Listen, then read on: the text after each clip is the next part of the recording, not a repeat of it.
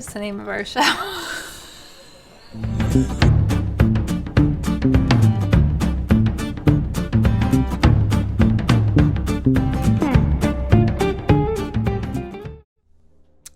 Hi, everybody. Welcome to The Large Glass.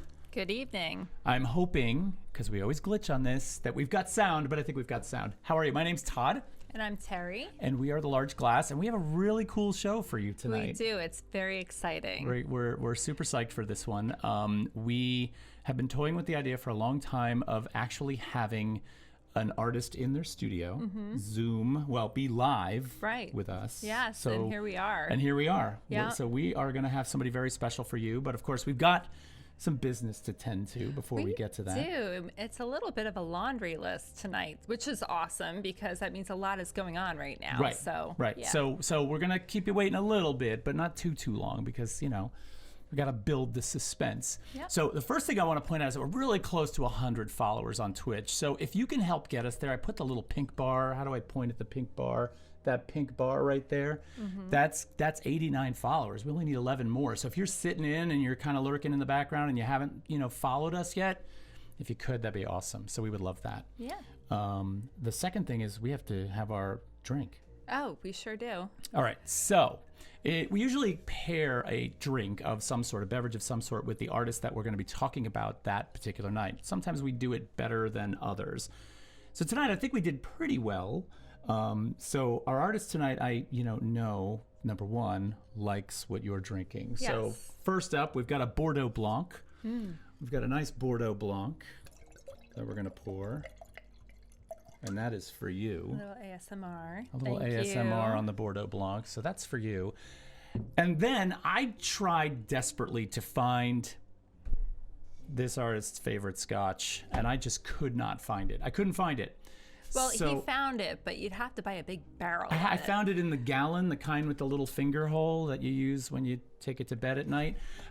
Since I couldn't buy that, I decided I was going to go with, I had a couple of old collected bottles of scotch. Don't get me wrong, I can't open one of these every night, and I certainly didn't pay for these. These were given to me as gifts. So I asked our artist to pick one, and he decided to go with this lovely. Let me get my head behind it so I can focus. Hold on. It doesn't want to focus. It's a Balvenie 15. And this was casked in 1995. So 15 years after, that was 2010. So this has been in the bottle for a while. But let's see if I can hide my face. There it is. The camera likes faces. So I'm going to open this, and I'm going to have a little sip of this in celebration of our fortune with our artist tonight. Ooh, Mark Bechtel is now following. Thank you for that. Awesome. We have a couple people We are showing getting, up. We've got Carolyn. Hey, Carolyn. Carolyn's here. Oh, yeah, let's say hi. And hey, Mom. Ben. Mom. Yeah. Hi, Mom. The usual. Dave is there. Pumpkin Audrey. All of our normal supporters. Awesome. Thank you Carolyn very much. Thau for the subscription. Thank you. That's awesome. We love you guys. All right, here we go. I am opening an ancient bottle of scotch. Now, in my style, actually, I'm going to drink it from a ball canning jar because that's just how I got to roll. So, oh my God. Beautiful. Ooh, that's lovely. Here's to our, wait. Yes. Oh my God. Can I have a... Oh my God. You gotta smell that. Ooh, Oh yeah, that's nice. That's buttery. That'll warm That's your a throat. beautiful thing. All right, so let me just move this out of the way because it's hard for me to see the screen. So here's to our show tonight. This is episode 24. We're really proud of that. Yeah. Cheers. Cheers. Oh, here we go. Ooh, yummy. Oh my God. This was given to me by someone named the same first name as our artist tonight. So I feel like I'm drinking it in both their honor. Yeah. Okay. So should we move on? We should move on. Let's get started. We do have a lot to do. All right. So we usually start off with we run a show on Saturday nights called #Roulette, where we kind of introduced our audience to our process of looking through Instagram, finding follows, potentially finding artists to put on the show. However, we've realized that show's just not really working so well. Well, it's fun, but whenever you scroll through Instagram, it's a long process, and you get some winners and you get some that aren't such winners. Right. So, and then, for 2 hours doing that, we pulled 10 people, so it's just people. so much. However, we want to introduce a few Instagram people to follow here and there that we think are worthy. Maybe finds. We won't do this every week anymore, but it's not bad. It's not bad. So we do have a couple of people to show in that regard tonight. So let's pop over, and we got another follower. Who is that? Melinda Wax has followed. Thank you for that. Nice to see you, Melinda. That's awesome. All right, so let's take a look at just some of the Instagram followers that we're talking about this week. The first one is the Ephemeral Record. This is a really strange one. They have like a handful of followers. They have a handful of posts, but they're posting pieces of ephemera that have interesting drawings in the margins. Yes. Actually, there's a lot of things going on. It's vintage ephemera. There's different textures. There are little drawings. There's different typography. There's some calligraphy. Couple of stamps, like chalk marks. Stamps. It's really delicious when you look at it, and it's inspiring too. Yeah. In this one, when you were looking on Saturday, we were looking at the way that the words were playing with each other with this very playful little drawing, and how they all I loved that. Went together harmoniously. Yeah, that little mark on the page was the post. And I thought, they picked that out as worthy of putting up as an image. And I thought, I can relate to that. Yeah. That really felt right to me. Yep. So they're definitely worthy of checking out. They have Detroit Bill, thanks for the follow. That's awesome. Thank you. So we're getting close. I think we're going to hit 100. I think we are going to hit 100 tonight. This is great. All right. So that is our first look. And then our second one was more on the craft end of things. I really related to this guy. His name is Dan Young. It's kind of a complicated Instagram handle. It's _Dan_Young_. You can kind of see it a little bit more clearly right there. And the guy is a fantastic woodworker, turns these bowls, makes this look easy. It's like butter. So really good craftsperson to take a look at. Beautiful work. And he sells these things for ridiculously cheap, we found out. So, I like buying art for gifts. This is a good guy to follow. So anyway, for what it's worth, those are our two Instagram people to follow this week. And we thought we would just throw them your way. So let's see. We got to do what? Art news? Some quick art news. All right, Something big happened, so. Something big happened? I think it's pretty big. I kind of put it up there because I think it's interesting to just kind of, I don't know.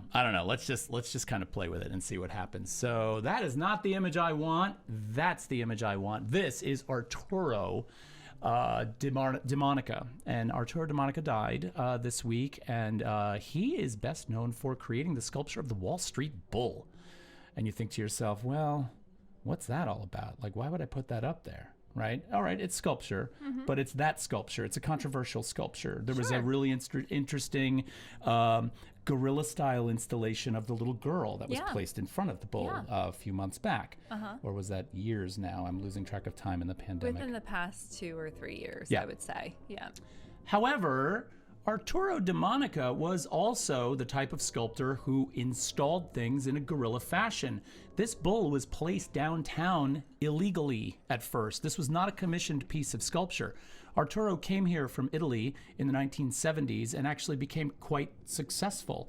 And he felt that he owed the United States a debt for doing that for him. And in 1987, when the stock market crashed, he wanted to sort of put some kind of optimistic symbol downtown to sort of thank the U.S. for his success. And so he spent $325,000 of his own money to cast that bull. And then in a truck, he drops it off downtown. So, of course, the city of New York decides to grab it, put it in a truck, take it over to Queens, drop it in a warehouse, fine the guy $500 for putting it there, and then ask him if they could install it. And he happily paid the fine, and they installed it. So Arturo DeMonica has passed away. And I thought that was kind of a fun and interesting story, that the bull doesn't necessarily have the same background story that we might think that it has. So, and I should have actually advanced to that, because there it is. There it is. There it is. Yeah, so, I just think it's interesting, though, because we're seeing a lot of things happen politically, and it's like the fall of the creator of the bull, And I just feel like that kind of coincides with some of the stuff going on. Well, yeah, And on plus, some level. I mean, this bowl has also created a lot of inspiration for add-on pieces, like you were saying, when they put the little girl in front of the bowl. Arturo didn't like the little girl. No, I'm sure he didn't. He said that he felt that it changed the meaning behind did. it. And I think it was because he was upset that it was misrepresented. Anyway, Arturo DeMonica, we rest in peace.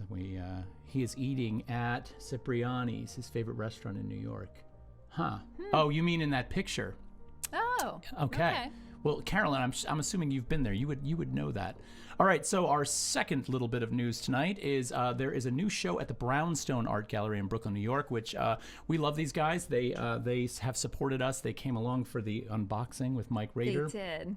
And we really enjoy what they do. And so they have a group photo show, the 2021 group photo show, and it features Blaze Howard, David Scott Leibowitz, Betsy Nagler, Stefano Ortega, Jim Richards, Mandrake the Black, and Omar Villegas. And so you can go over to thebrownstoneart.com and check out that show. We really encourage you to do that. And then next up, we have, oh, I'm sorry, there's the actual invitation. I am screwing up the slides tonight. No, it's fine. So, We're good. next up, we have one thing to show you, and it is not this man. We took a little trip. We like to keep things local, too. Like, we do a lot of news and reporting on stuff that's happening in the New York art world. We are located in a beautiful rural county in New Jersey, and we also like to keep it local as well. And so in Hunterdon County, we have the beautiful Hunterdon Art Museum in Clinton, New Jersey. And they were putting on a really cool show by a woman named Laura Moriarty. So we decided to pop over there and just do a quick little video. They opened the museum for us. We got to go in and have a little private showing. And I just want to say this has been like our first date for the whole year. So we were so excited to get out and get into a museum. So this was really awesome. And it's up until March 7th. So there's still time to go see it if you're in the Hunterdon County area. We made this funny little video. I'm going to just throw it on real quick. It's short.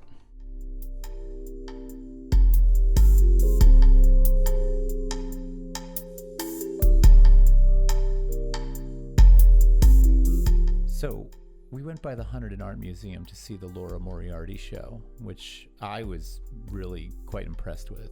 I was too. The exhibition is up until March 7th, so there's still a little bit of time to see it. Yeah, and I think it's well worth the trip. And the Hunterdon Art Museum is doing a really good job of distancing and employing some restrictions. Distancing. Yeah, yeah. Well, I think some of the things that really stuck out for me was how authentically organic she was, both to her medium and also to the results of what she was creating.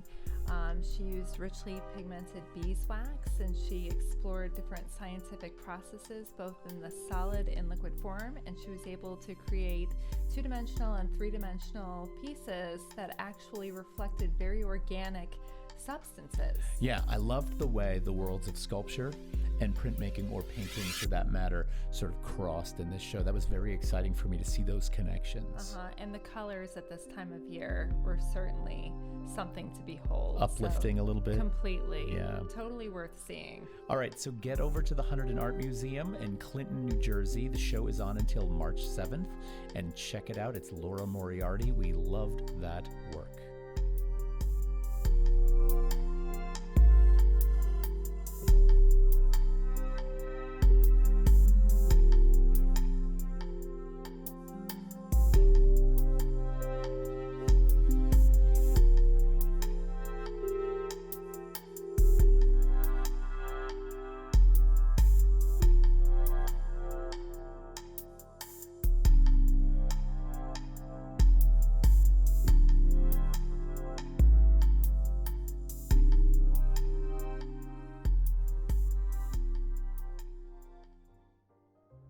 But Laura Moriarty's show was cool. Oh yeah, it was really liked cool. that. I did too. Yeah, you want to do some artist birthdays real quick? We can do some birthdays. We do artist birthdays for those of you who are new to the show.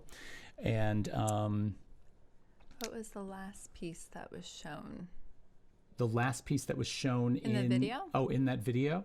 So her works incorporate pigmented beeswax in these really beautiful forms, sometimes very sort of geological, like almost like layers of stratification layers, like from stone. But then she uses these blocks to make the prints. Does. You know, when you're looking at it, you wonder how she came up with that process. And part of me thinks it's almost like the discovery of penicillin. It was quite accidental. She probably had something melting. Laying on It was like, wow, look at that. Yeah. You know, so, yeah. No, I love that idea. There's a very organic notion to how I think she came about a lot of this. And we're interested in talking to her more, actually. So let's pop over and we'll do some artist birthdays. So who do we got? Oh, that's not our first guy. This is our first guy. Our first guy. I'll let you take it away. Hugo Ball. And he was born on the 22nd of February. He's a German-Swiss performance artist. He was a leader in the Dada movement. Author, poet, all that good stuff. Here he is in costume. So Happy birthday, Hugo. Yep, he was yesterday. He was yesterday. Now, who's this? Today is Kazimir Malevich. You did great. I did okay. Yeah. Yay. So go ahead. What? Go ahead and introduce him. Oh, I was just going to say, you know, actually, I really enjoy Kazimir Malevich's work. I love his paintings at the MoMA. I love the Black Square, which is why I threw that in here. But I feel like, you know, he's just somebody I feel that is difficult for a lot of people to look at if you're coming to art as a newcomer. Right. But I really he plays a pivotal role in the art world. And so he's definitely somebody that you should look up. Yeah. We don't have a lot of time to spend on the birthdays because I want to get to our main We don't. And his birthday person. is today. His birthday's today. The next one we have is... Oh, this guy. His birthday is tomorrow. He was born on February 24th. This is Winslow Homer. He is known for his dramatic seascapes. Unlike this photo, he couldn't be accused of any drama in this photo. He looks like a subject for a cabinet card drawing. He does. But yep, he paints these very tumultuous, juicy seascapes. Yes. So that's him. He's tomorrow. Two more birthdays. Y'all know this guy, February 25th. This is Renoir. And he's known for his... overly sugary... You know, every time I think of him, I think of the Barnes Foundation. I say that every single time. If you've ever been there, it's just a whole wall of fleshy paintings. And he paints, you know, Impressionist style. He's very famous for that. So anyway, his birthday is the 25th of February. We couldn't go without talking about his birthday. We couldn't go without talking. Can't let it go by. Exactly. And then this guy. A lot of birthdays this week.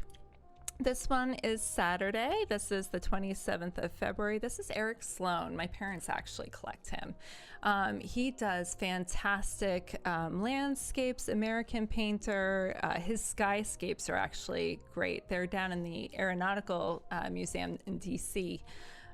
I hate username 67 is in the chat. He's like, ugh, Renoir. Hey, listen, by the way, if you're new to this, please participate in the chat. Yeah, it's fun. And it's fun. It actually steers the show. Like, we really like to hear your comments. And the other thing we're going to do tonight is our guest. We're going to have a little Q&A session with them. And I think it's really important for you to think of these questions now because there's a delay between what we're saying and when it comes up in that chat. So it'll be good if when we get to that point, you had questions ready to go.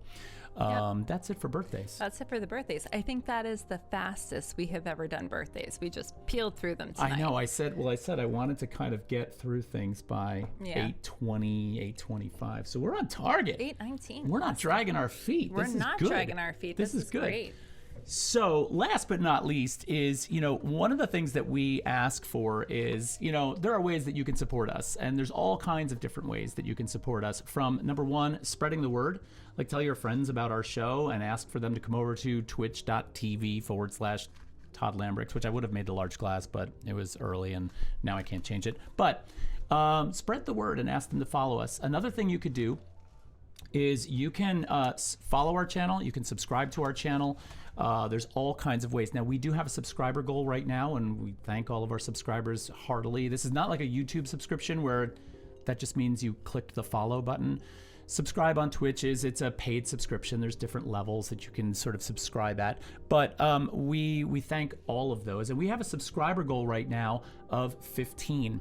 And if we get to that subscriber goal, we are actually going to be having a giveaway. And so the giveaway is going to be one of my cabinet card drawings this time around. We've given away art on the show before. We usually will do a raffle when we hit that point. So we are currently 2 subscribers away from having this very giveaway. It could happen tonight. It could happen next week. It could happen in a month. But that's just where we're at with that. So that's our plug for us. We love doing this show. We love bringing this to you. We feel like we have a responsibility to, I don't know, create community, bring art to people. I love doing this. I love doing it too. All right. So, but honestly, we talk about art all the time. So I feel like we're just sitting in front of people and we're like, blah, blah, blah, blah, blah. Yeah, so that's good. It's got to be annoying to some people sometimes. No. All right. So let's get on to our guest. We can. And I have to tell you, one awesome thing is he's actually kind of sitting here with us, but not really, virtually. So I saw him over there kind of take a little art piece, and then I was kind of checking out what he was doing. But what she means by him is we have a screen over to our left that he's currently on. Yeah. So we're kind of in this weird kind of like nebulous space between talking to a camera, which is all of you, and not talking to a guy who's actually right here to our left. It's a very strange thing. I haven't quite gotten used to it yet. Yeah, me neither. So, all right. So let's kind of get ready to go here. So first of all, we have a very special guest tonight for our first studio visit. And I just would like to, I'm honored to sort of introduce Jim Osman, a sculptor and dear friend of mine. Jim has both a BFA and an MFA from Queens College. He has a laundry list of exhibitions, including solo shows at Leslie Heller Gallery, Ortega y Gasset in Brooklyn, LAU Gallery in Brooklyn, Melville House Gallery in Brooklyn. That list goes on and on. He's a 2017 recipient of a NIFA award in sculpture. He has done residencies at both Yaddo and McDowell, which is, just like, that's fantastic to think about. And the list goes on and on. But I think the most important thing to say about Jim Osman is that he is one of the best mentors, teachers, and friends you could ever want to have. And if you're an artist or a student, you couldn't ask for a better person to know. And so, I guess I'm kind of building all of this up, and I'm assuming that a lot of you out there know who he is, but I just kind of wanted to keep that going for a little bit. Anyway, without further ado, I'm gonna bring him up on our screen right now. So Jim, how you doing, buddy? Are you muted? Don't forget to unmute now. I think you're still muted. Hold on, I can't hear you. I'm good. There you go. There you go. All right. And Katerina Lanfranco with the subscription. Thank you. Yay. That's awesome. Thank you very much. Just in time for Jim to come on. Yay. Jim, how are you? I'm good, thanks. Great to be here. Thanks for that run-up. That was very, very pleasant to hear. And great beginnings. Great to see you. Glad I'm here. And I'm going to put on a pair of headphones because I need to, so I can hear you. And actually, I need to do this. So this is one thing we missed, isn't it? We did. We got it. Don't worry. We'll be able to hear him just fine. Okay. All right. So we were trying to figure out different ways to do this tonight with you. And, there's all kinds of ways to approach a studio visit, right? So we had to think about the idea of doing it with a camera. We had to think about the idea of doing it remotely. So we do have a slideshow like we normally do. And we do have you, of course, on camera. And we do have you, of course, in your studio. I think we're going to fluidly bounce back and forth between those spaces. I love that you're drinking out of a mug that says I had a bad idea. One of my favorite mugs. That is brilliant. Mark Bechtel's on there. Woohoo, Jim. Mike Rader's here. That red shape really sweeps you into the work. Great piece. Yeah. It's one of my favorites. So, and this is what I love about Twitch, is that you guys all get to sort of chime in on the chat here. So I have an introductory image here for Jim. This was just sort of for our introduction. But when I asked Jim to send me some slides of his work so that we could do this, he went to a very, very different place. And so I want to kind of bring that up right now. And let me just pull up the first one that we're going to look at. Now, one thing, Jim, I just want to warn you, if you can see what we're showing right now, I don't know if you can, but I definitely want to tell the people at home, I might have to do some manual resizing of these while we're talking because there were just some issues with how they lined up on the screen. However, I was surprised that you sent this torso as the first image. It's so unlike what I'm used to seeing from you. So I mean, I want to talk about it, but I kind of want you to talk about it first because I think this is an interesting thing. Sure. So this, when we talked about a range of images, and I said, what do you want, like a historical, or you just want like the last 5 years? And you said, let's take a more like a deep approach to your work. So this goes back to 1976 when I was in undergrad studying with a man named Larry Fain. And I spent the whole semester working on this in a kind of a special topics class where we had one model, and I worked on this torso for the whole semester. I had a very deep interest in the figure back then. And I still do. I think that's the roots of my work based on architecture and furniture is the figure and presence. And this was, like a whole semester, in clay. And then I pulled a mold, 2-part mold, and then cast it. And, I learned a lot about a lot of things in that process. I mean, really to look that long at a figure and try to decipher its forms. And this was a dancer named Antonio. He was well built, and he held a great pose. I mean, this guy could just stand there for like a half hour straight. And, it was, I thought it's a nice way to kick off the stream of my work.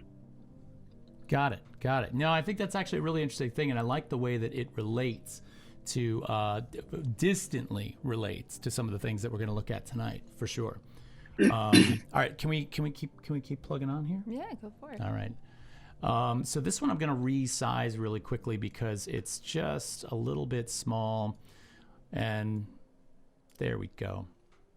All right, so we move from that to a drawing, and I'm starting to see the beginnings of, some of the work that we're used to seeing from you and that we're going to sort of visit in a little while.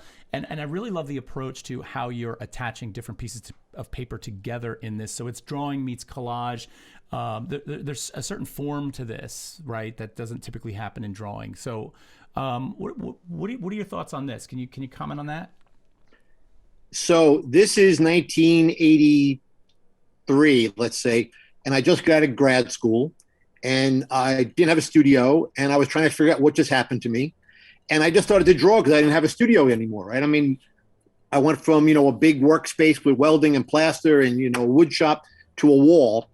And I started to make these drawings, they were essentially a diptych, which was very hot in New York in the early 80s. So the left side is this kind of figure in this brown field, which is linseed oil. And in the middle is graphite, and then dark is more linseed oil, and oil stick, which was very hot, because I loved Sarah back then. So oil stick drawings were big then. And, this kind of language of form started to emerge, which is in the middle, you see the kind of emblematic negative shape. And that became kind of a very significant form for me, which followed through in the wood carvings I did later. And to this day, essentially it's a figure in space. Yeah, and also the materials themselves in this sort of still function as material more than they do as something to represent something else, right? Absolutely, so absolutely. It's definitely yeah. a sculptor's drawing, right, in that regard, which I love about it.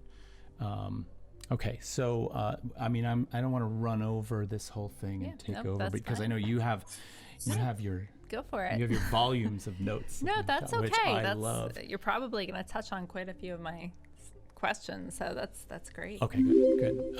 So let's see. This one now needs to be sized down because I need to play with what's going on here. That's okay. It's easy to do. And Annette, nice to see you. Thanks for the follow. That is awesome. Hi, Annette. We love having you. Okay, so then we move into this piece, and this was it was face series or head series. Sorry, I don't have the list directly in front of me, but I'm interested in that title. I love that we've moved from the drawing to a range of materials that seems to very directly reflect what's going on in that drawing. Right, I see a direct connection here, and that might be because you sent the slides right next to each other.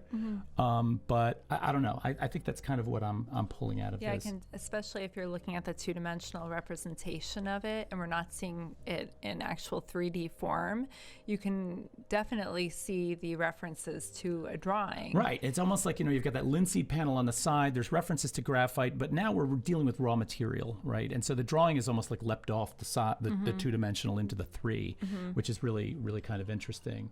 Annette says, hello from Ken and Annette. Hi, Ken. Good to see you, man. It's nice to have you here. This is a great turnout tonight. I'm really excited.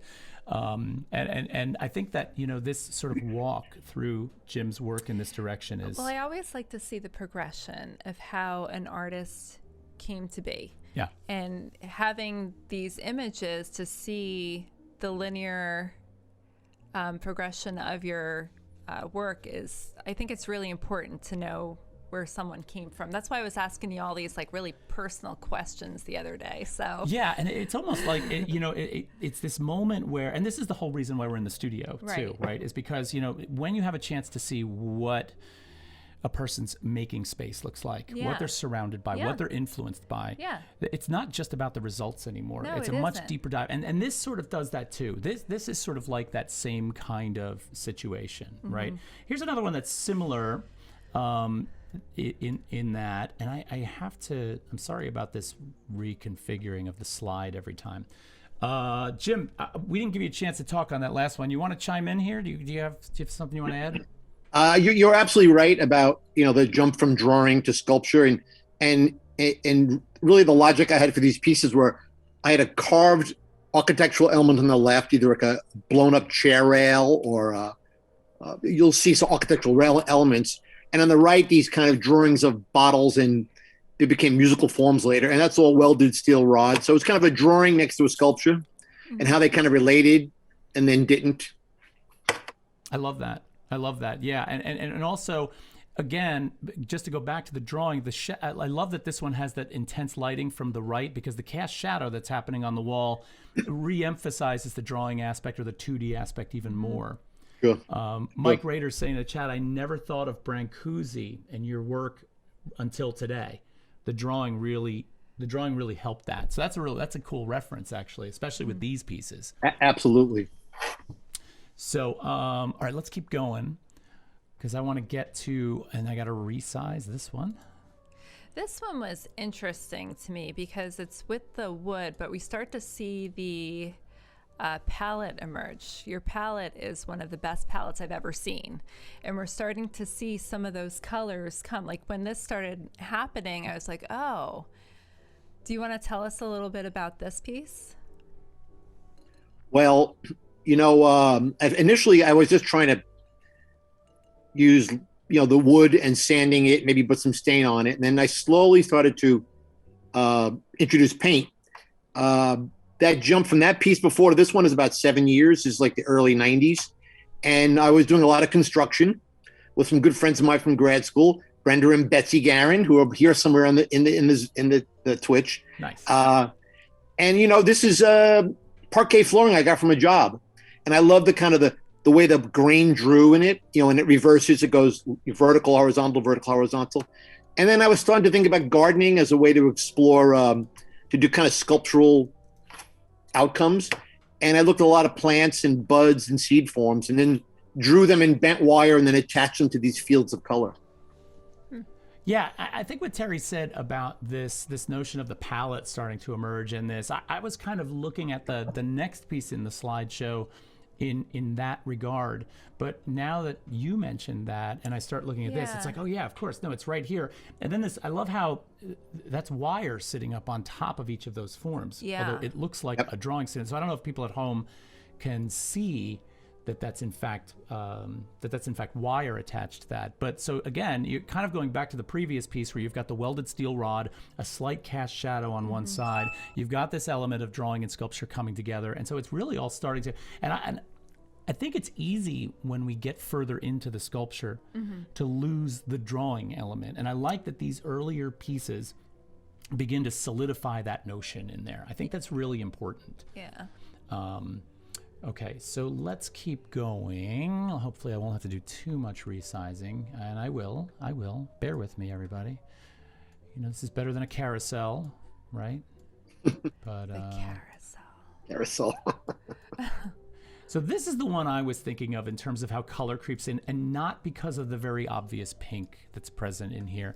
But, if we look at the newer sculptures and we look at these sort of connected geometries, the ways in which these different forms come together I think of the whole dominant, subdominant, subordinate relationships that are present in any kind of good 3D design.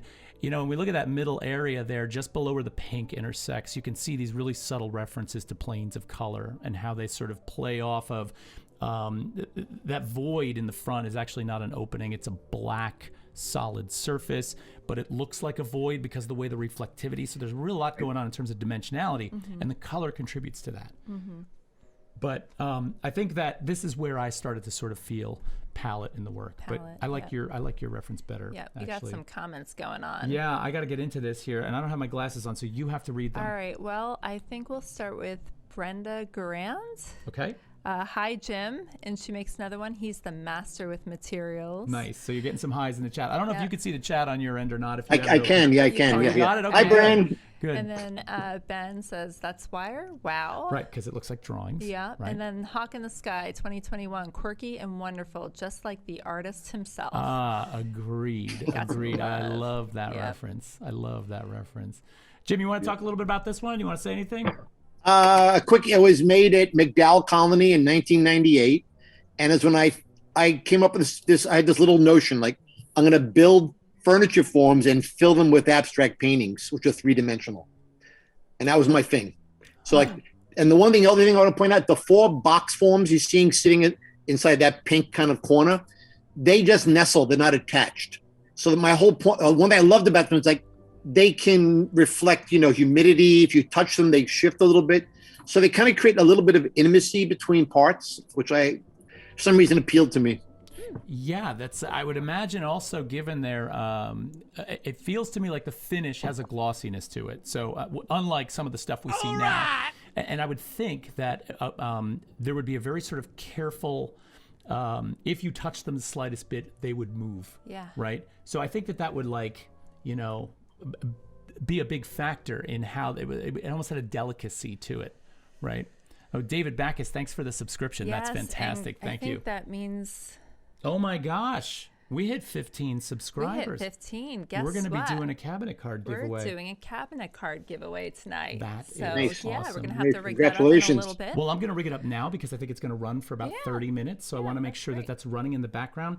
And I'll do that while we talk. Yeah. So for those of you who are new, this is going to function like a raffle. And the way that you do this is once I start that raffle, you're just going to type in the chat !raffle, all one word, space, and a number of viewer loyalty points that you want to spend. Now, your viewer loyalty points are right below your chat window. There's a little circle that's green or purple, I believe, in color, and there's a number next to that. Now, if you haven't following gets you a 300-point bonus. All right, now you can spend those loyalty points as many as you want to give you an advantage in the giveaway. All right, so anyway, for what it's worth, give me a second. I'm going to get this rolling. Katerina Lanfranco is like, all my points. All the points. All of them. All right. So anyway, Jim, back to that. I feel like taking a piece of furniture, right, and putting a bunch of abstract painting in it, which were your words, not mine, and I love that. I feel like that's also some of the first conceptualizations of these newer pieces on some level, right? Am I right there where we're kind of starting to go down that road of where these sculptures live today? Yes? I don't know. Absolutely. Yeah, absolutely. So, okay. So let's see. Where is that cabinet card? Blah, blah, blah. I think it's this one, right? I think so. Let's just see. Yeah, this is it. Yes, that's it. All right, here we go. So we're starting this cabinet card giveaway. It's going to run for 15 minutes. You're going to see the instructions pop up in the chat, and you guys can enter that. In 15 minutes, though, it's going to tell you no one else can participate, so make sure you get in there. If you haven't followed, definitely give a follow. And who's that down there? Is that Sly Puma? I can't read without my glasses. Yeah, I guess so. That's Stephen LaPuma from Court Creek Collective. John Roach is here tonight. Nice to see the work as you. Hey, John. Hey, Steve. Man, we've got a great turnout. We got a great turnout tonight. Memory vessels like double down. All right, so we've got some action going on here. This is great. So you can see Chris Lambrix with the exclamation point raffle 1500. That's the way you get in. And then you'll be told that you received your tickets. All right, so anyway, enough of that. Let's move on to the art. And the reason that we're here, I'm going to resize this image here. Jim, one thing I failed to prepare to do tonight was the title sheet for these pieces. Can you remind me, do you have it handy on this one? Yeah. That is called Ashlar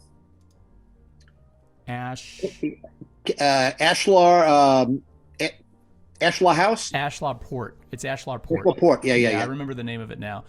And I had a question about that title before I start talking about it. When you talk about Ashlar, you're talking about the stone technique, correct? Exactly. Okay. All right. So Ashlar is a technique involving the laying or stacking of stone, and it's evident when you take a look at the one flat surface that, if you were to think about this as architecture, let's just call it the porch that runs around the front of this form, you can sort of see the reference to stone painted very, very beautifully and delicately on that surface. But you can also see references to the ways in which different geometries stack up on the surfaces, right?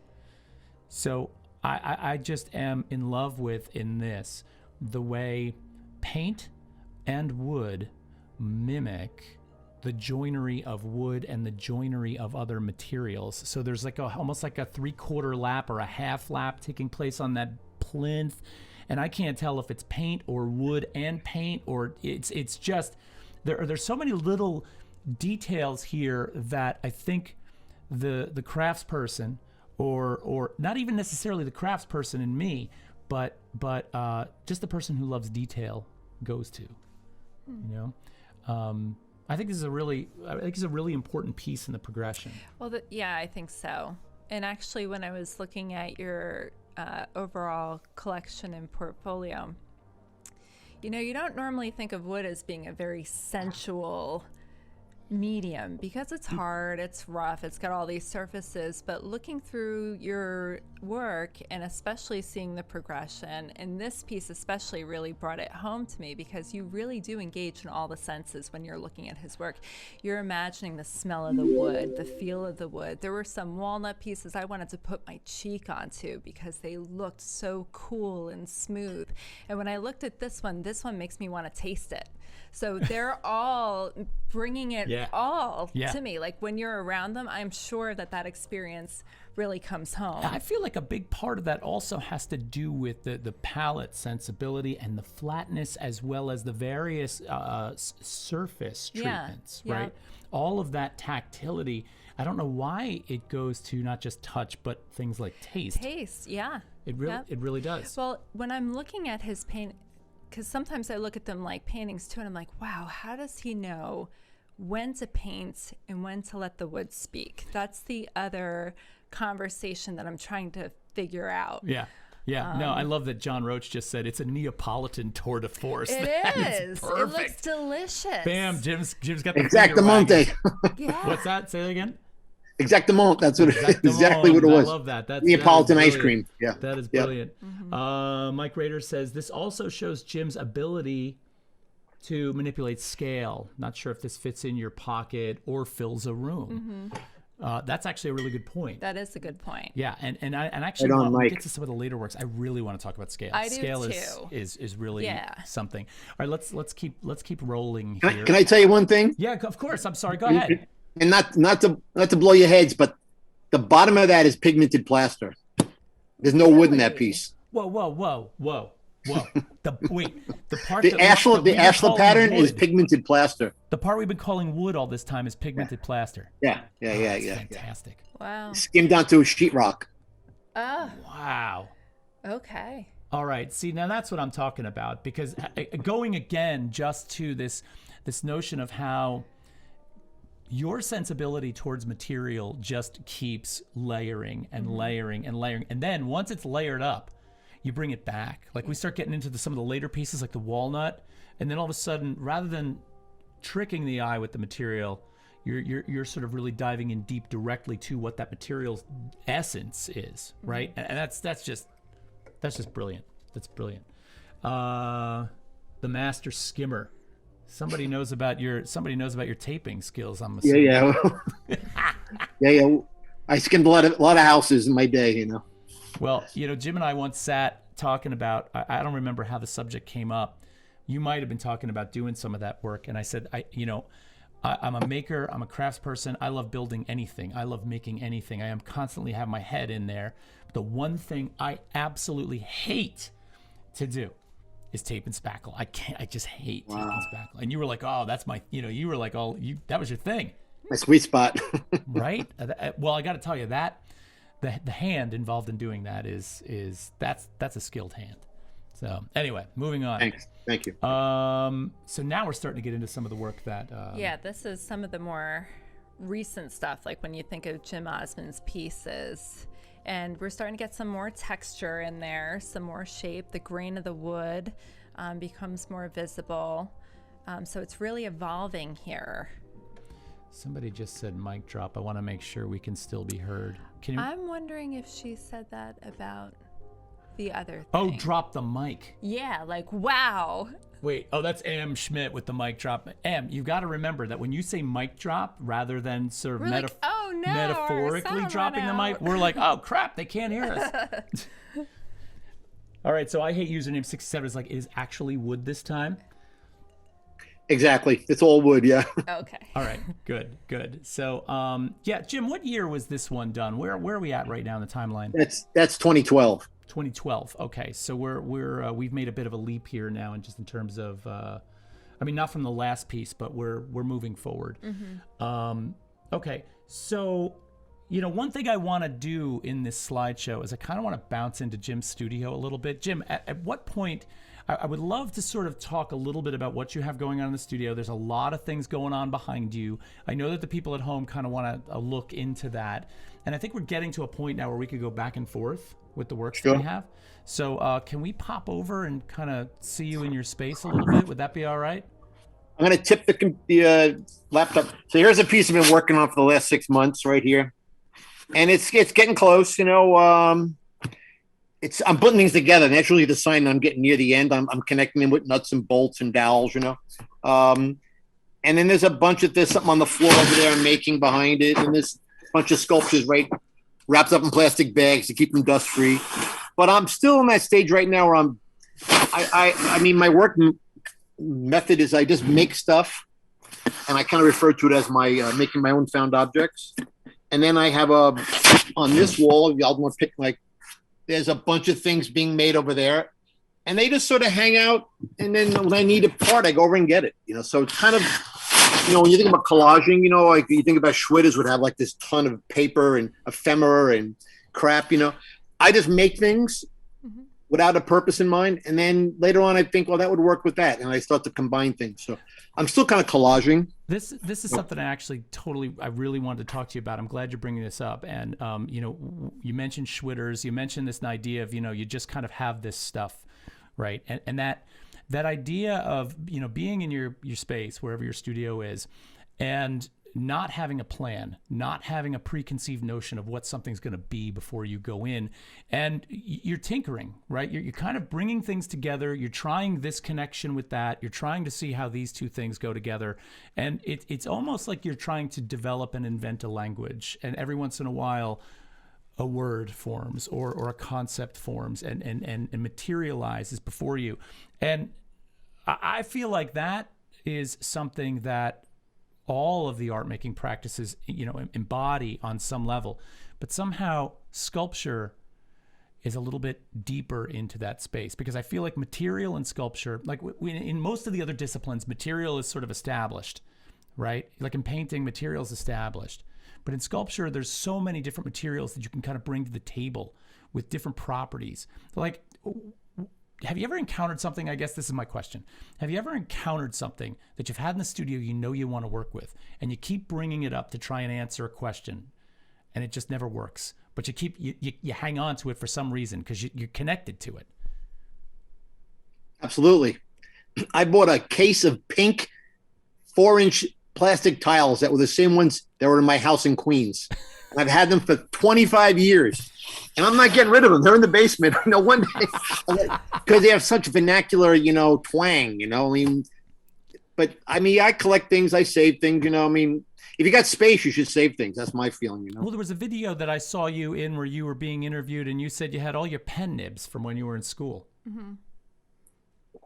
I've got almost everything from high school, from art class.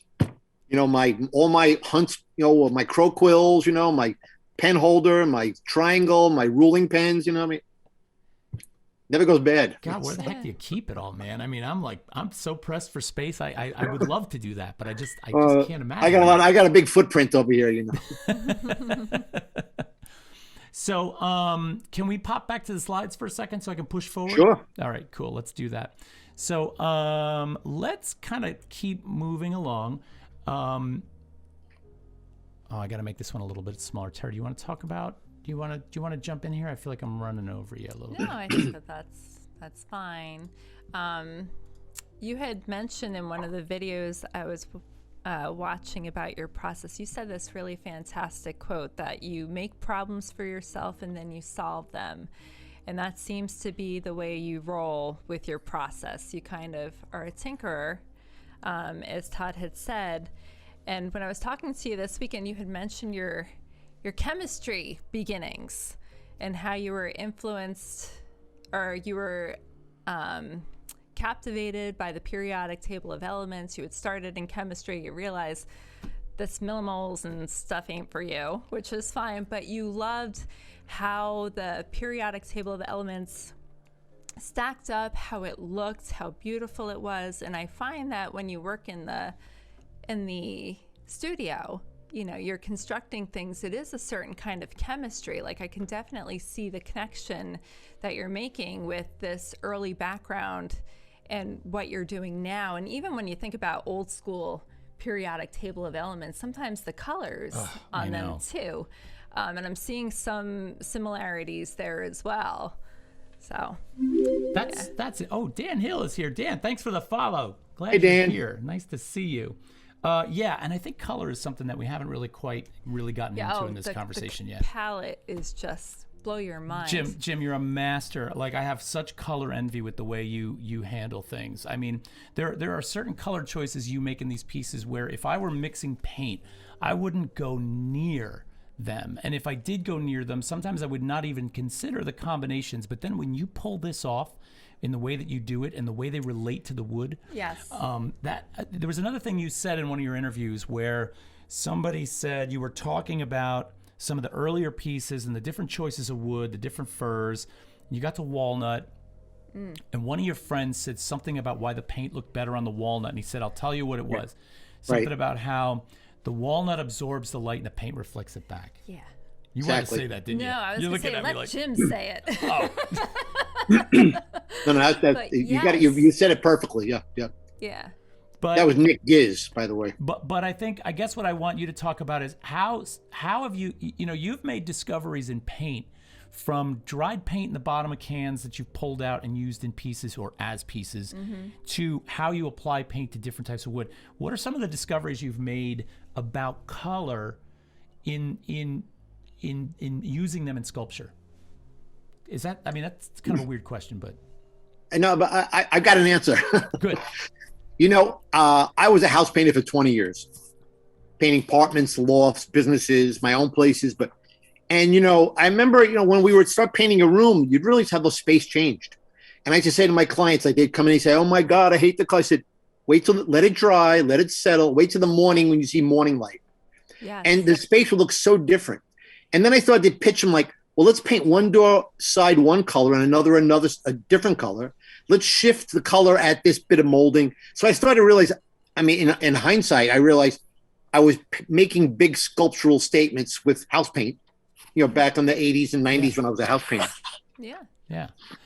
There's a bunch of questions I want to just quickly address that are kind of coming up in the chat. So somebody, Mom says, what size is this piece? I think she's talking about the one on the screen right now.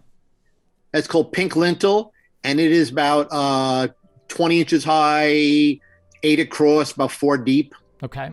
Okay, yeah, I would have put that actually a little bit smaller, given the grain size in the wood on the top piece there. It's kind of deceiving sometimes.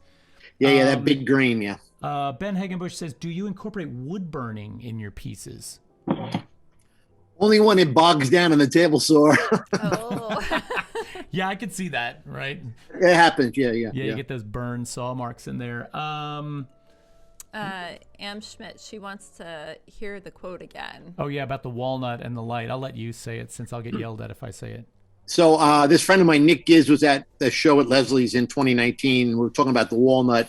I said, I don't know, something, the paint really looks good on walnut. And he said, Jim, let me tell you, I've been photographing work for years. This is how it works. The walnut absorbs the light and the color reflects it. So the paint kind of separates from the wood surface, even though it's the same plane, ostensibly maybe, hundreds of an inch difference in thickness, but it's just the paint really just emerges and comes forward. And the walnut just drops back. I don't put any finish on the walnut. I just leave it, dry. Yeah, and that perfectly explains why it almost feels to sit up on top and almost float above. They almost become two separate things. Exactly. It's such a beautiful thing. Let's see. Sly Puma says, even better in person. Mike Rader says, this really recalls the drawing you showed earlier. This works well in 2D as a slide on a laptop. Do you see them at times in 2D while you're working on them? I guess, do you take photographs of them, or do you sketch them out at all, or? What I do is, like I got my parts, what I had my son's old toy basket, and then I threw every piece in it, and then I just go through and start pulling out the ones I want. I stack them, and I kind of look at it two-dimensionally, and then I start walking around. And if they don't work on the walk around, then I restack them. And after about 6 months, I start to connect them. Gotcha. Yeah. Thus, again, the tinkerer kind of mentality when it comes to how you, sort of reiterate. Yeah. Right. So who's that down there? I can't see the red text. That is Burger Emily. So fun to see this work, Jim. Love it. Okay, good. I'm sorry, my glasses are not on. Thanks, Emily. Jim says hi. Oh, you can hear. Why am I narrating everything? All right, here we go. Let's keep rolling here. I love this piece. I do too. I love this piece. And this is something I was really interested in talking about because, Jim, first of all, what's the size on this one? I'm curious. Which one? Oh, this one. That's maybe 14 high by 12 by 6, 8 by 6, And it's called Tunnel, correct? Yeah. Okay. Yeah. So, the notion that it's called Tunnel, the notion that it's got this sort of open space really led me to think a lot about some of your other works, especially the plinths on your other works and the support structures on the other works, because they tend to hold them at a height where when I want to dig into them, when I want to look at the other works, I have to just kind of bend down a little bit. I've got to bring myself down to the detail level. It reminds me of being a kid and looking deep into some of those spaces. And that tunnel makes me, draws me in, obviously. I mean, that's a standard sort of art critique kind of thing. But I mean in the most literal sense. I feel like there is this space between, there's this structure that holds something to the ground. And we're going to get into some of those pieces later. But then there's this place where the magic and the detail happens. And it pulls me into that space. It's almost like, and the funny thing is the plinth kind of has this presence, absence. Yeah, we'll talk about some of the joinery methods and the things you do in that, but then there's this other world that takes place on top of that. And this tunnel drew me in that way. It made me really want to spend time in the various connections, the color relations, in a very sort of intimate kind of way, which really was really fantastic. Annette says, can you speak to when you paint pre-toy basket? Right. The toy basket I had all my parts in. Yes. It wasn't as I was kind of floundering back then, to be honest, and I just would try different things out. To be very honest, when I would go to people's houses to paint, and we'd be like, straightening up a room, and I'd look in the closet, and if I saw a really good color combination, I would copy it off their clothes. Oh wow! I used to take all my color relationships from people's own personal clothes. Oh, wow. Even if I saw them on the street, I'd make a mental note, like a certain color with a certain color. Huh. That's fantastic. That is fantastic. So because people have great sensibility. So why not tap into it? Well, yeah, and textile work. I mean, what better way to learn about some of the color relationships too, right? That's fantastic. Let's see. Just going through the chat a little bit real quick. Burger Emily, thank you for the follow. Ben says that is beautiful. I love the grain. Yeah, we're going to talk about grain for sure. Observation is key. Memory Vessel says, yeah, for sure. Let's keep rolling. I want to jump over to the studio in a second, but I know you wanted to say some things about this piece. Well, this one's my favorite. I think this one's Blue March, right? Correct? Yep. Yeah. So I love this piece. There's a lot going on. I love the precision on some of your painting, whereas I believe some of this has is the circle with the latex. Is that the paint from the bottom of the can, or is that one just painted? The circle was where a branch cut off, and I just sanded it flat and painted the knot. Oh, okay. Yeah. I wondered if it was cast in there. Yeah, I thought that maybe that was a casting, but I love this. It's got some broken pieces. You allowed the wood to kind of be what it was, and in other ways you kind of shaped it a little bit. You painted over some of the rough wood and like the blue on top, and it creates this really great composition. To me, some of these are so playful. It's like you said before, you go back to childhood, you look at little models, you feel like you can vaguely place it somewhere in your childhood, but not quite. And well, he's also doing this thing where, and I say this third person, like you're not sitting here in the same room with me, Jim, which is totally rude.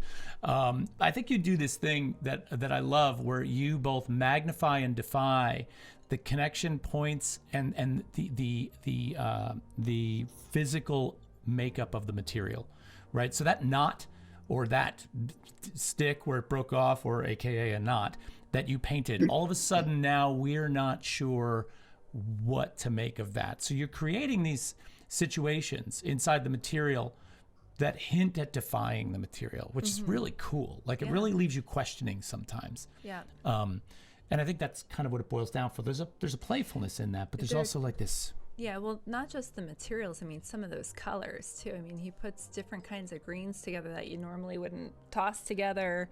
And, I was going through your palette and trying to isolate some of those colors because I'm in love with your palette.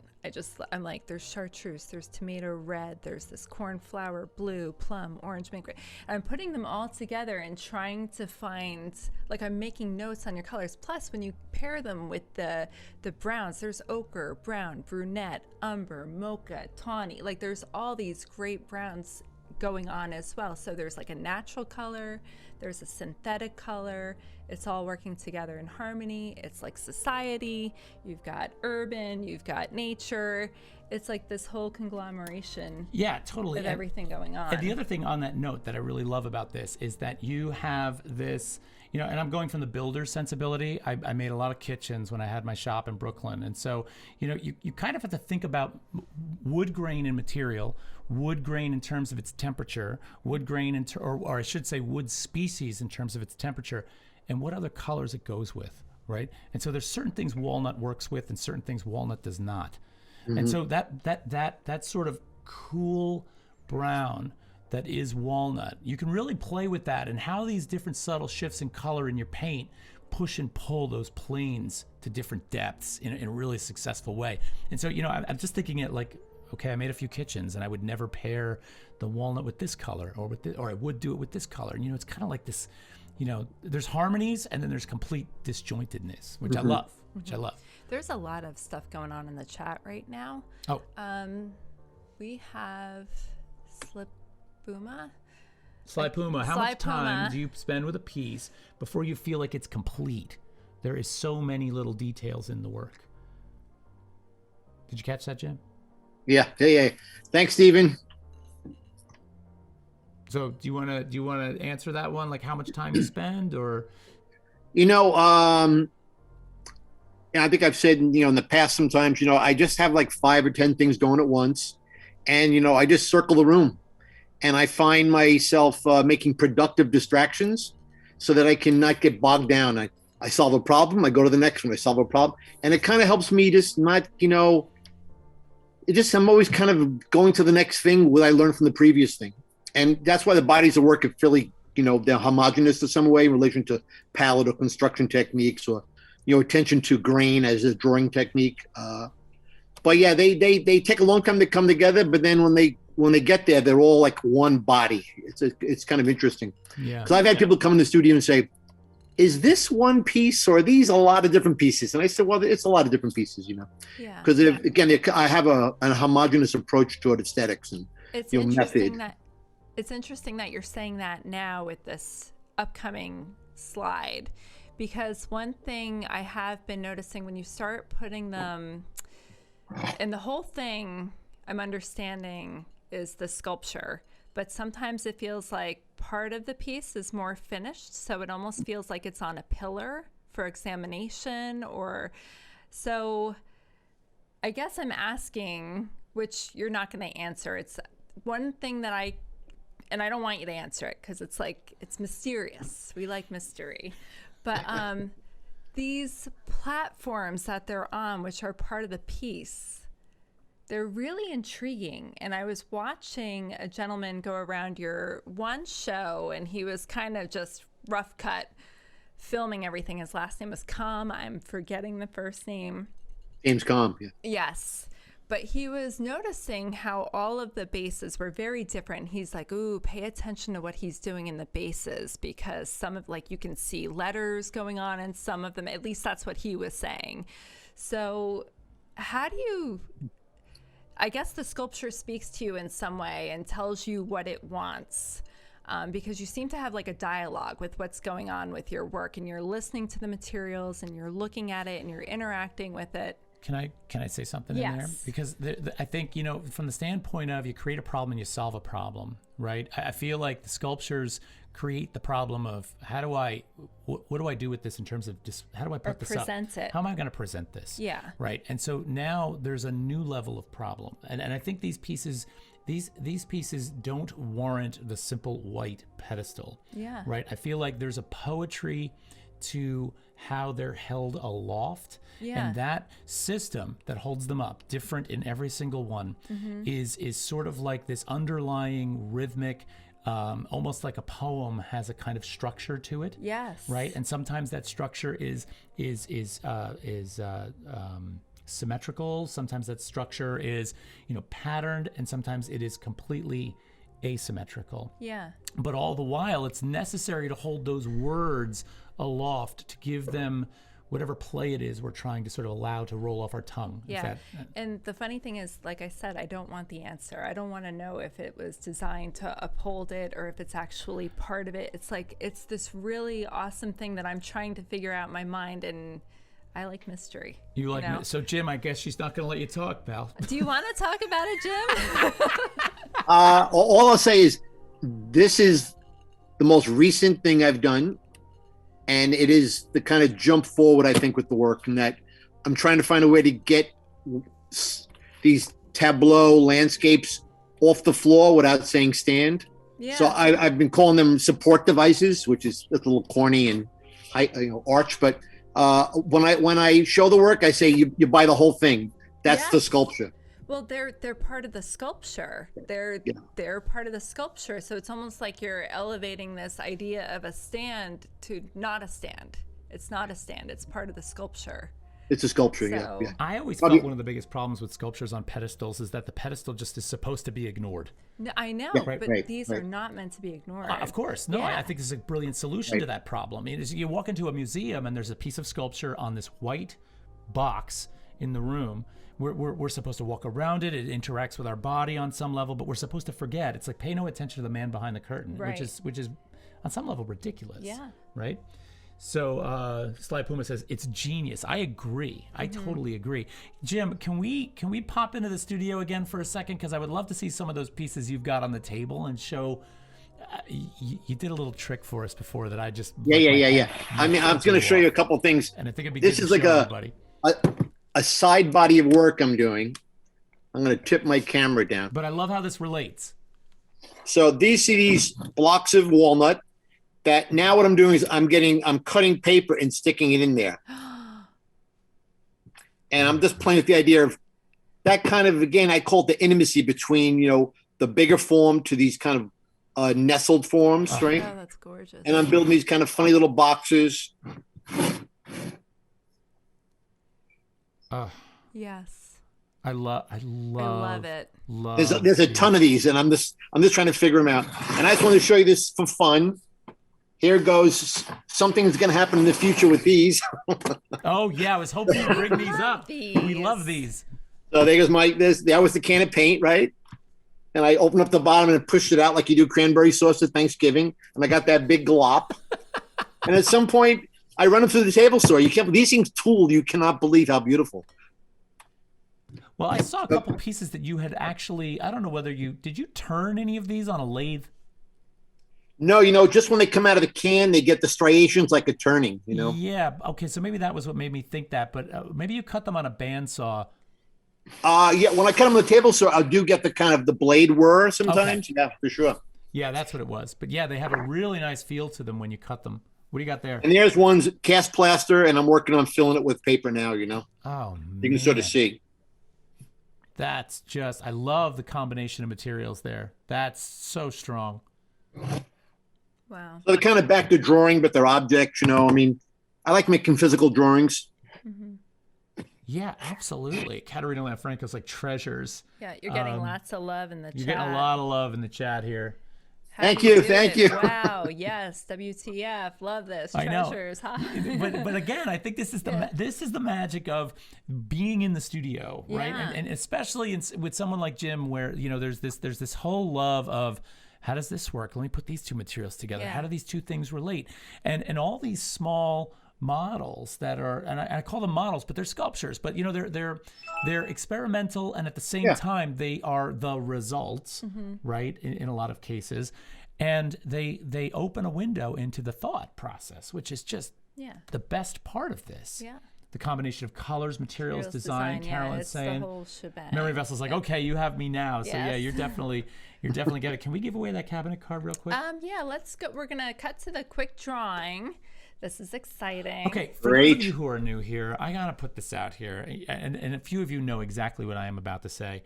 My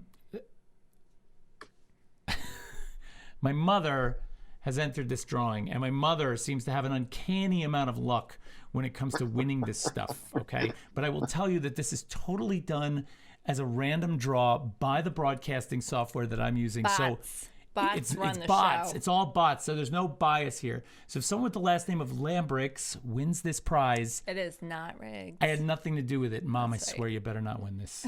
All right, I'm gonna click the button. It's gonna show up in the chat. Here we go. Here we go. Ah! Wow. Why does that happen all the time? I don't know. I swear to God, it's not rigged. This woman's got a lucky star following her. Well, she also spent like 2,000 tickets to get it. I do believe that increases your odds. It does. The more tickets you spend, the more, and I think my mom has more view. I guess it pays to be loyal to the channel for sure. It certainly does. Oh my God, Mom's Loyalty has its rewards. Okay. I knew that was coming, so I had to say that in advance. Sorry about that, Jim. I just, wanted to throw that out there. That was funny. That was really funny. Anyway, okay. So did we have one more slide that we missed? Can we just pop back over? Yeah, or was that? Take a look. No, that was the last one. Yeah, okay. That was it. To make sure that was we were on that last one. So, Jim, I am just blown away by some of the stuff you've been showing us. Can we give everybody a chance to kind of ask you some quick questions? I know we're kind of running a little bit over more than we thought, but I think John Roach had a question.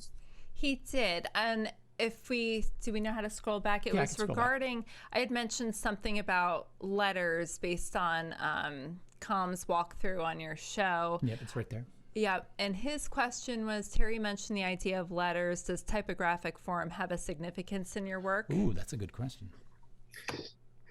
Absolutely. When I realized that when they used to set type, that they used to have a thing called furniture. And the furniture you needed a form to make negative space between letter forms or words and sentences and paragraphs. And I think, isn't that amazing? You need a form to make space. And I just started to think about letters and then, the nature of how letters are made and counters and, leading. And I just looked at typography for about 5 years now. And I don't know how it gets in there, but it seems it gets in there in relation to scale changes, small shifts between forms, when you think when they're drawing serifs on, certain types of, fonts. So yeah, I've been looking at typography for a couple of years now. I love that. For those of you at home that don't understand what that might have all been about, in any kind of letter setting for press work in the early days where they actually hand set type for printing, there were lead forms that went between each letter or between each line to create the spaces between those letters or between those lines of type. And so you oftentimes had more forms that represented the spaces than you did the ones that represented the letters, which is just, I love that reference. Oh my God, I never really thought about it like that before, but that's beautiful. It's great. Who else has a question? Scroll down. Scroll down. I'm like this way? To the bottom of the chat. The bottom of the chat. Yeah. Okay. I had a question, Jim. When you get up in the morning, what's a typical day look like for you? Oh, that's a good question. Like you get up, drink some coffee. Well, before the election, it was check polls. After the election, it was checking the condition of the world. And then, talk to Linda about what the day is going to look like. And then wander to the studio for a few hours and have lunch and then wander back down and go back up and have dinner and then watch Netflix. Okay. You have a particular, you have a couple of, I like what you listen to. You have a soundtrack. You listen to good stuff in the studio.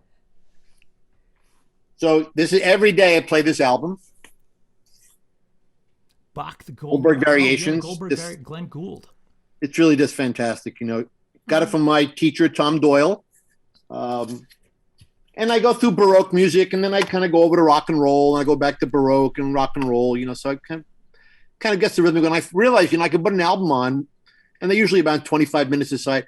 Then go work, and all of a sudden I realize no music's on because you just get lost in the moment, Yeah. But the records do kind of give me a sense of like 10 albums a day I work, 10, 12 albums a day I work. So, we got so caught up in talking about the work and the color and the form. I forgot all about teaching and Tom Doyle and this notion that, number one, a lot of us here in the chat and here, you and I, we're teachers, right? And we spend a lot of time thinking about the people who taught us. Right, and I know that Tom Doyle was a huge influence on you, and we've read about him. Mm-hmm. We know your relation to him. Do you want to mention anything about him? Because I really think he's a fascinating part of this. I have to say the romantic stuff really fascinates me. He was he didn't get cheated, and he was a very dynamic guy, and I learned a lot about art and life from him. I knew him since '76 until he died a few years ago.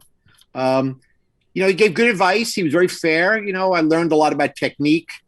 I have right here another prop, one of his saws. Oh, I was hoping, and it's the one with the green handle. That's the one I was hoping for. Yeah. Look at that with that slope back. Oh, yeah. God, if you look gorgeous. close, It's got his mark on it, right?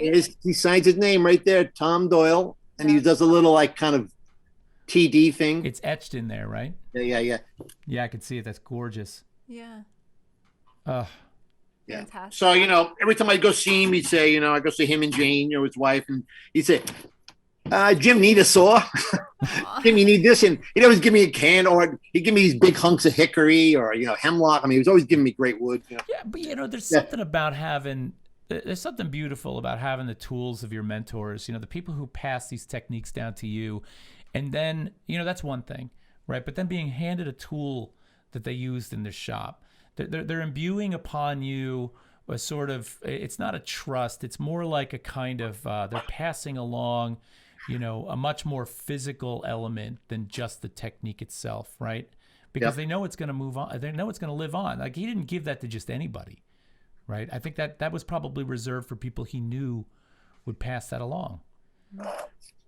Yeah, there was a core group of people who knew him, through the years, and I was very lucky to keep in touch with him and get those tools. Yeah, it meant a lot to me to get those tools. And the wood, I mean, I've got some of his wood over there. I can't even touch it. I just look at it.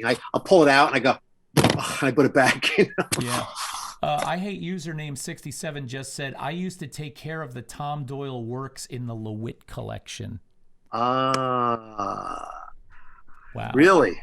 Huh. Wow. Yeah. And Memory Vessel mentions lineage. Yeah. Very important. Lineage is important. Yeah. and the Larry Fane collection. Yes. Yeah, Larry was the sculptor. I did that figurative piece back in 1976 with. Yeah. I hate username 67 says lots of tongue oil in the Tom Doyle pieces. They put them outside, and they just had to survive. Tongue oil drove me nuts because it takes like 3 weeks to dry. You can't. Yeah. You put it on. You do coat after coat after coat. Yeah. Well, anybody else? What other questions you got out there for Jim? We're gonna wrap it up soon. We've had a great show tonight. Yeah, this was probably my favorite. It's gonna be hard to top this. Somebody mentioned, I think it was my mom, said we need to have a live artist every week. That's a tall order. That is a tall order. I mean, this is gonna be a tough act to follow. Cream. Yep, the cream of the crop. Yep. Let's see. I hate username 67 I had a question about outdoor works. Go for it. Go for it.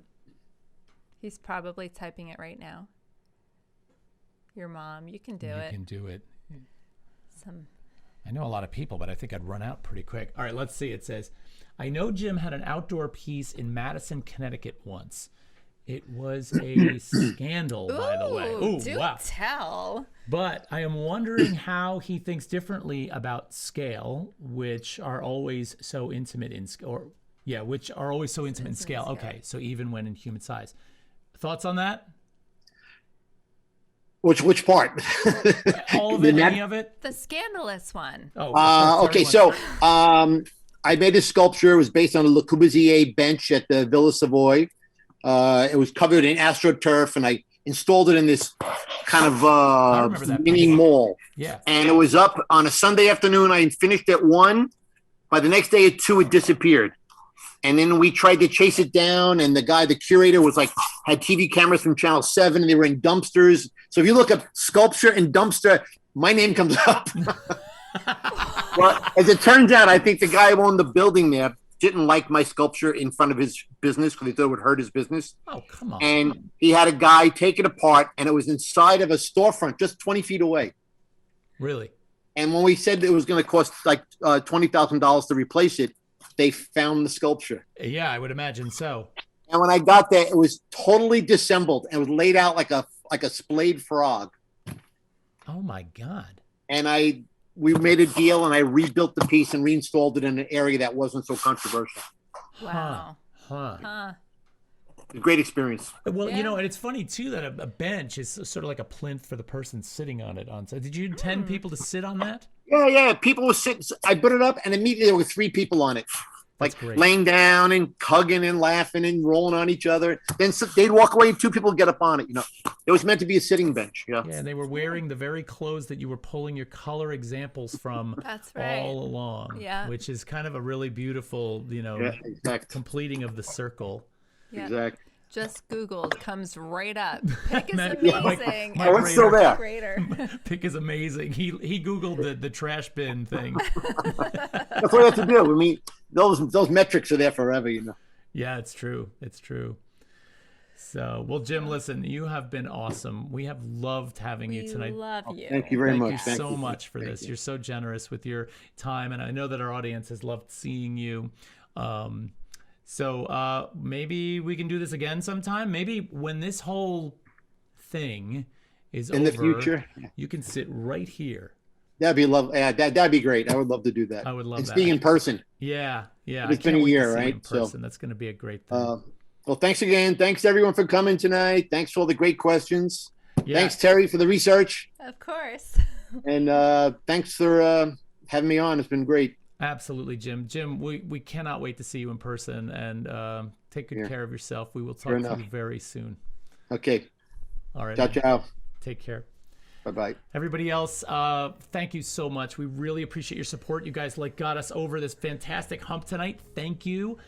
We hope you come back. We know that you were here because Jim is here, and you're all really great supporters of him and wanted to see his work.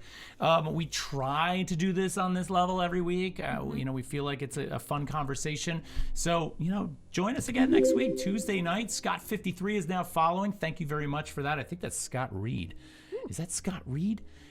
Thanks, Scott. Anyway, thanks to all of you. We really appreciate all your support, and we will talk to you again next week.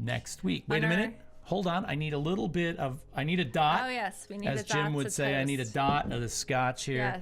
Yes. To Jim Osman. To Jim Osman, Thank and you. thank you so much. And we will see you next week for episode 25, where we're a quarter of a century old. Yes. Holy. Beautiful. Holy crap. All right. Okay. Cheers. Cheers. Cheers.